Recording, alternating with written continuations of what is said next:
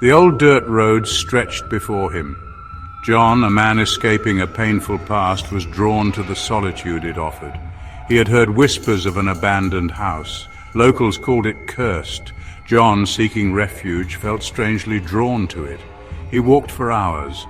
The sun began to set, casting long, eerie shadows. The wind whispered through the trees, sounding like mournful cries. John felt a chill run down his spine. He pressed on, an unsettling curiosity urging him forward. As darkness fell, the house came into view. It stood on a hill, silhouetted against the moon. The house was in ruins. Its windows were dark, like empty eyes. John hesitated for a moment. He felt a sense of dread. He shook his head, banishing his fear. He'd come too far to turn back now. The front porch creaked ominously under John's weight. The air grew heavy, filled with the smell of decay and something else, something unidentifiable.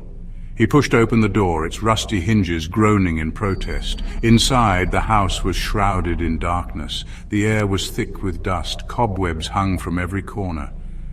John felt a presence, unseen but palpable. He took a step further inside, his heart pounding in his chest. Every sound, every rustle of wind through the broken windows sent shivers down his spine. He called out, his voice echoing in the stillness, but only silence answered him. A sudden crash from upstairs made him jump. He froze, listening intently. His breath caught in his throat. He could hear the sound of footsteps, slow and deliberate. John slowly ascended the creaking staircase. The steps groaned under his weight. He gripped the railing tightly, his knuckles turning white. Each step was a trial, his heart pounding in his ears. The upper hallway was dark and narrow. The shadows seemed to dance and writhe. He could feel eyes watching him, unseen but ever present. He reached a room at the end of the hall. The door was slightly ajar. A cold breeze emanated from it, sending a shiver down his spine. His hand trembled as he pushed the door open.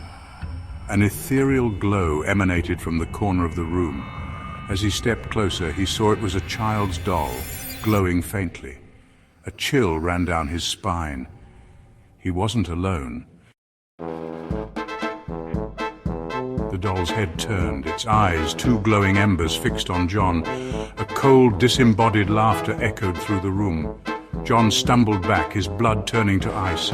Panic surged through him. He turned and ran, his heart pounding in his chest. He didn't dare look back. The laughter followed him, growing louder. He burst out of the house, gasping for breath. The laughter continued, swirling around him in the darkness. He ran until his lungs burned and his legs screamed for mercy. John never looked back. He never returned to the house. But the laughter, the chilling, disembodied laughter, followed him. It echoed in his nightmares, a constant reminder of the house on the hill. The house that held him captive in its grip of terror.